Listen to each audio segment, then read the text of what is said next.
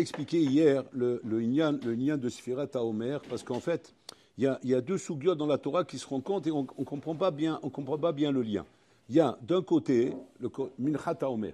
Minchat HaOmer que la Torah demande de ramener juste après Pessah, où on vient faire la récolte, et donc on doit amener ce Minchat HaOmer, c'est comme ça qu'il s'appelle. Et c'est le blé, etc., quand on récolte, le Seora, et on fait là-bas, c'est Seorim. C'est le Seorim qu'on a amené dans le Minchat HaOmer. Et en même temps, la Torah nous parle de Sfirat HaOmer. Sfirat HaOmer, et encore, Sfira, elle parle de Sfira. C'est-à-dire, compte, fais un compte. Usfarter lachem. Mimahorat HaOmer. Vous allez compter à partir du lendemain que vous avez offert le Minchat HaOmer, vous allez commencer à compter. Compter quoi? Un compte. Et c'est quoi ce compte? Ce compte, c'est jusqu'à Matan Torah. C'est-à-dire 49 jours, jusqu'au 50e jour, vous allez recevoir la Torah. On a commencé à expliquer hier que ce compte, il venait, comme dit le Chinour, parce que on est Mevakesh, Vechotzim, la Gia, le Matan Torah, et comme un homme qui veut arriver à Matan Torah, il fait un compte. Seulement, sur ça, on a posé la question, ça doit être un compte à rebours, alors, à ce moment-là, puisque c'est l'attente d'arriver là-bas, donc le compte en lui-même, il n'a pas de matara, si ce n'est que simplement qu'on est excité d'arriver là-bas. C'est un compte à rebours, et pas un compte 1, 2, 3. Et là, 49, 48, 47, comme ça, on devrait le faire. Sur ça, on a expliqué hier, c'est cette Nikuda qu'on va développer maintenant, qu'il s'agit d'un compte de Binyan, de Yamim chez le Binyan. C'est-à-dire qu'on a des jours de Achana pour arriver à Matan Torah. Donc c'est pas un compte comme un bonhomme, maintenant il va partir en vacances, il attend, 49 jours pour partir en vacances, ou bien 49 jours pour se marier, 49 jours pour rentrer dans un projet, un truc qu'il attend avec impatience, que là, à ce moment-là, c'est à rebours, c'est 49 jours chez ma frimlo qui le dérange, elle va que ça se termine, tu vois, il a même pas envie de s'intéresser à ces jours-là. Simplement, il est contre parce qu'il veut s'en débarrasser. Là, c'est pas la même chose. Là, c'est pas des jours qu'on veut se débarrasser. Le Harizal, il disait qu'il estime que les jours les plus rachouvim de l'année, c'est les jours de Sfirat HaOmer. Les plus rachouvim de l'année. Il dit même plus que Asar Yemei Teshuva. C'est un tzoum. Plus rachouvim de l'année, c'est Sfirat HaOmer. Il dit parce que midat achanato shel adam lekabel ta Torah iskel kabbalat ta Torah. C'est-à-dire combien on va déverser en haut de Siyat al-Ishmaïa, de Torah en toi, dépend de ta préparation pendant Sfirat HaOmer. Tout ça va dépendre combien de Torah on va déverser à toi. Donc c'est sûr que quand on parle après de Yamim Hashuvim comme Asara Yemei Teshuva et ce sont des Yamim qui sont Hashuvim. Mais ils sont Hashuvim, bien sûr, une fois que tu as reçu la Torah. Parce que ce bonhomme, les Maaseh, il n'a pas reçu la Torah. C'est-à-dire qu'en fait, il s'est loupé à Shavuot. Il s'est loupé. Pourquoi il s'est loupé à Shavuot? Parce qu'il s'est loupé pendant la Sfira.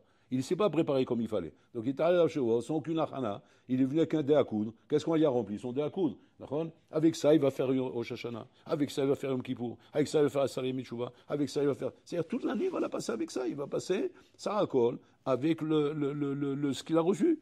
Imashikibel. Donc c'est-à-dire que Matan Torah Beshavuot n'est pas stam, c'est pas stam un jour Be'alma, c'est pas une fête Be'alma. Et la chana de cela, c'est essentiel, parce que de ça dépend une achimé, la quantité de Torah que tu vas recevoir. Donc Kol Nikuda pour. Alors maintenant, on va essayer d'expliquer un peu plus concrètement ce qu'on a développé hier. C'est-à-dire que maintenant, les maaseh, c'est quoi la chana? Achana de quoi? Parce que, ok, je compte. Et on a compris que maintenant, l'idée, c'est que chaque jour est un binyan. C'est-à-dire, ma'achana. C'est quoi mon esprit? Sur quoi il doit être concentré mon esprit? Parce qu'a priori, la grande question qu'il y a ici, c'est quoi? C'est que c'est très court. 49 jours se préparer pour recevoir la Torah. Mais c'est très très court. Surtout qu'on te dit que quoi? C'est 49 jours qui correspondent aux 48 kinyanim de la Torah. Ils correspondent au travail des midot. Ils correspondent à la vodata Adam. Ils correspondent c'est une montagne. C'est un monde. C'est la vie. C'est une vie entière. Une vie entière que tu dois travailler en 49 jours. Comment c'est possible une chose pareille? Alors la Torah, elle nous donne la marche à suivre. Elle nous donne le derrière comment arriver à ça. Elle nous dit comment arriver à ça, la Torah. La Torah nous dit comme ça. D'abord, on commence par Minchat HaOmer. Minchat HaOmer, ça c'est le démarrage. On va prendre les extrémités. Et on arrive à quoi? Le shkal offrande de Shavuot, Mitrat Shavuot, qui est la Minchat de Shavuot. Donc on démarre d'une Minchat, on termine avec une Minchat. Cette Minchat là-bas, elle est Mise'ora. Et la mincha de la fin, elle est milechem apanim, le lechem qu'on offre à Shavuot, qui était le lechem michita, qu'on offrait là-bas à base de chita. Maintenant, c'est quoi la différence entre seora et chita dans la Torah? On sait que c'est un des 5 céréales, mais dans la Torah, c'est quoi la différence? C'est que seora, c'est ma'achal behema, chita, c'est ma'achal adam. Donc la Torah, elle est en train de nous dire comme ça. Tu vas compter à partir du lendemain du Homer, qui correspond à l'offrande de seora, qui est l'offrande de Machal Behema pour arriver à te préparer à Machal Adam. Donc, c'est-à-dire qu'on demande de quoi faire? D'offrir la Behema qui est en toi. C'est-à-dire qu'on lève cette Behema qui est en toi, qui est, elle, la chose qui va diminuer de toi le potentiel de recevoir la Torah. C'est-à-dire, plus il y aura d'animal en toi, et moins tu auras de chance de recevoir beaucoup de Torah. C'est-à-dire, on te donnera la Torah proportionnellement à ça. C'est-à-dire, plus tu auras enlevé la Behema de toi, et plus tu seras arrivé là-bas. Alors, c'est quoi la Behema? La Behema, c'est tes mauvaises midot. C'est quoi la midot araot shelcha? Midot araot shelcha, hein, un homme, il est censé les connaître. Donc, un homme, il doit connaître ses midot araot. Un, c'est la kina, l'autre, c'est la ta'ava, l'autre, c'est le kavod, l'autre, c'est l'atzlut, etc. Chacun avec ses midot araot. Il a fait. Une fois qu'un bonhomme, il a compris la Behema qu'il a en lui, que ça, on te demande de sacrifier cette Behema. Donc, c'est-à-dire qu'on est sur le principe de Surmera vers Asetov. On est sur ce principe. Okay? Que Bemida Shata Sar Miara Astiske le Asetov. Là, tu arriveras à Asetov. Mais en fonction de Surmera. Maintenant, regardez comment c'est extraordinaire, comment c'est vérifié tout ce qu'on vient de dire. Parce qu'en fait, quand tu regardes dans la Torah, on ne t'explique pas là-bas à quoi sert la sphira. C'est pas marqué Usfartem, là, on ne te dit pas pour se préparer pour la Torah. Ça, c'est les Chachamim qui viennent expliquer tout ça. Mais ça, c'est rien marqué, il n'y a rien marqué. Il y a marqué, il faut l'e-sport. Donc, ça veut dire qu'on s'intéresse qu'à quoi? Que la sphira par rapport au démarrage, pas par rapport à l'arrivée. Parce qu'on ne parle pas de l'arrivée. On ne parle pas de la destination. On parle simplement de là où tu pars. On s'intéresse que du point de départ, du point d'arrivée. On dit, voilà, tu pars là-bas, tu commences à compter par rapport à ça. Donc, on veut que tu t'éloignes de ça. On veut que tu t'éloignes de ça. Et combien on veut que tu t'éloignes de ça? Un hishbon de 49 jours, qui correspond, comme on l'a expliqué hier, à un hishbon en vérité qui est un hishbon shalem. Hishbon shalem, pourquoi? Parce qu'Alpiteva, 7, c'est le hishbon Alpiteva, 7 jours, 7, c'est le chiffre Alpiteva. Et 7 fois 7, Kaviachol, c'est on met dans le Teva. C'est-à-dire, c'est chaque détail que je reprends dans le Teva. C'est-à-dire dans le premier du 7e, le deuxième du 7e, le troisième du 7e. Et dans les détails, jusqu'à que j'arrive à 49, c'est de cette manière-là que je vais détailler tous les 7 jours, qui vont être normal, j'ai 7 jours de travail pour me déconnecter de la Béma qui est en toi. Donc, c'est-à-dire que le bonhomme, il a un programme clair, que je dois m'éloigner de là-bas. Maintenant, m'éloigner de là-bas, hein, est-ce que ça veut dire que maintenant j'ai l'illusion de me dire que je vais réparer tout l'animal qui est en moi? Ça a toute une vie pour réparer. On n'a pas cette illusion à Baudaï. Alors on a expliqué qu'il y avait une siyada ishmaïa particulière, que quand Bolorlam y voit, Shatam itiatsev bederech tov, zema shakosh burose. Hashem rose shititiatsev bederech tov. Lo mashu acher. On dit qu'une fois, à Saba Mislabotka. À Saba Mislabotka, il avait rencontré Rav Shlomo Hoffman, qui est un grand Talmid Chacham, vous avez entendu parler, mais ça m'a. Rav Shlomo Hoffman, qui étudie à Slavotka. Il étudie à Pouniovich, il étudie à Slavotka. Et de Saba Slavotka, il l'a rencontré pendant la Saleh Mitshuva. Et il lui dit Shalom Aleichem. Il voit qu'il est triste. Il voit que Rav Hoffman est triste. Alors il dit Lama ta'atzuv. Il dit parce que c'est à Saleh Mitshuva. Et alors il dit Me'amar she'srali otatzuv be'Saleh Mitshuva. Il dit parce que le Rambam il dit que pour faire tchouva, hein, il faut attendre qu'Akadosh Baruch Hu témoigne sur la personne chez ou Chazar Betchouva. Il dit, je suis triste, pourquoi? Parce que Kachim témoigne sur moi. Wow. Donc je suis très inquiet, très anxieux. Alors il lui dit le Sabbat de Savotka, Mi'amar she'alacha kerambam, oulay alacha kerabinu Yona. Qu'est-ce qu'il dit Rabbeinu Yona? Rabbeinu Yona, il ne dit pas ça. Rabbeinu Yona, il dit simplement que Adam mityatzeb bederech tov nikra ba'al tshuva. C'est quoi tshuva d'après Rabbeinu Yona? Et c'est comme ça qu'on tient les maaseh. C'est l'ityatzeb bederech tov. Mazé l'ityatzeb bederech tov, c'est comme Sfirat HaOmer. C'est-à-dire quoi? C'est-à-dire ani rotseh kabel ta Torah. Et je sais que c'est mon handicap de recevoir la Torah, c'est mes midot raot.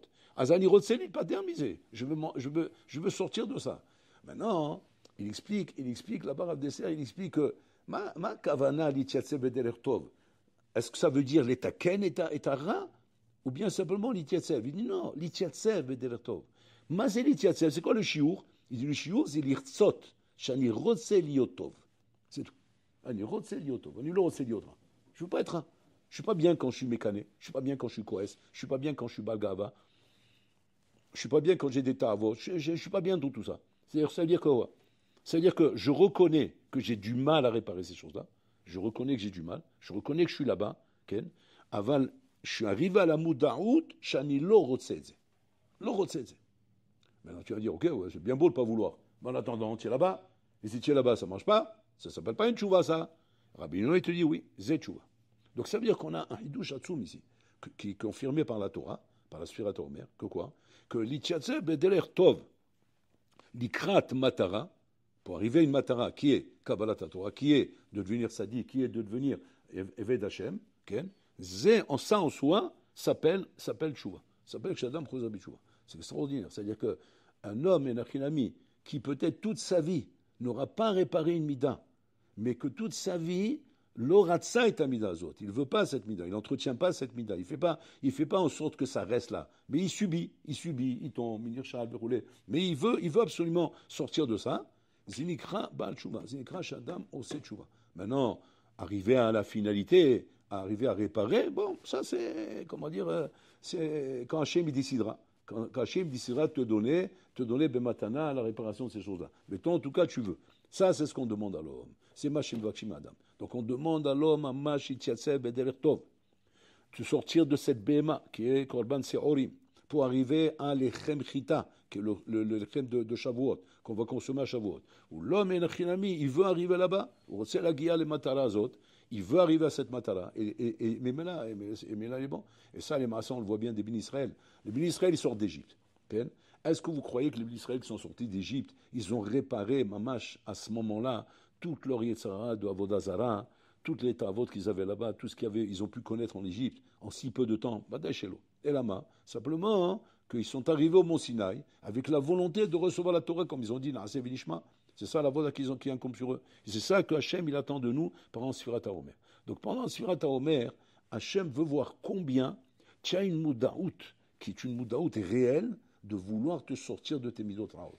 Donc tu dois avoir le listing de tes midot raot en tête devant toi, et mamash et vouloir sortir de là-bas. Sortir de là-bas, c'est vouloir mamash recevoir la Torah beshlimut, et pas recevoir la Torah partiellement, parce que je sais que maintenant que j'ai un sac de mégatonnes derrière moi, et que ces mégatonnes là, il n'y a pas moyen que je les corrige. Donc c'est-à-dire que là où va se situer la chana ou bien la noa chana, va être une achinami, combien Ben Adam, Rabotai, Chaz et Shalom, n'est pas prêt à faire des psharot avec le mal qu'il a en lui, qu'il aimerait enlever. Et qu'il sait qu'un achinami qui le subit, mais pas qu'il le veut.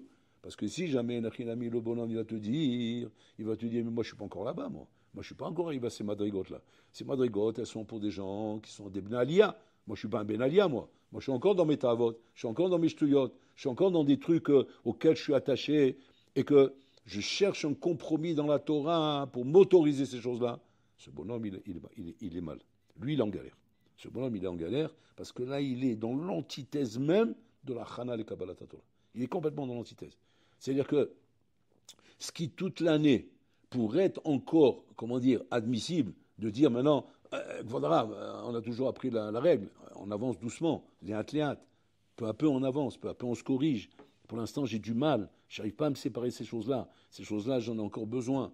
Je veux m'attacher à ça et je voudrais, mais il faut me donner le temps. Ça, c'est valable toute l'année. Mais Sfirat HaOmer, non. Pendant Sfirat HaOmer, il faut que réellement, comme Hachem, il a demandé au Bnei Israël, vous voulez ma Torah ou pas? Il a demandé à tous les goïms.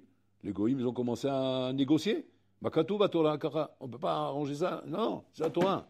C'est-à-dire que, qu'est-ce qu'il veut Hachem? Il veut quoi? Il veut tout de suite ou rien? Non. Hachem, il veut entendre que tu veux. Et quand les ministres, ils ont dit Naaseh Vinishma, ils ont dit on veut. Maintenant, ils savent très bien qu'ils sont encore à des années-lumière. Mais ils veulent. Voilà ce qu'on te demande pendant la soirée. Donc, tiens, 49 jours pour te préparer dans ta tête, Kaviachol, à accepter et à admettre que tu dois changer. Tu dois changer.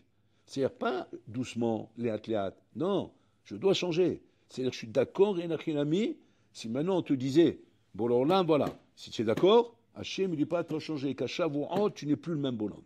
Tu n'es plus le même bonhomme. C'est fini tous ces plaisirs, tous ces loisirs, tous ces chouillots, c'est fini tous ces trucs que la Torah n'aime pas, que Hachem n'aime pas. Tu es prêt à ça? Tu es prêt à changer à ce point-là et devenir un autre bonhomme, un autre Ben Adam? Si le bonhomme, il répond oui, je suis prêt à ça.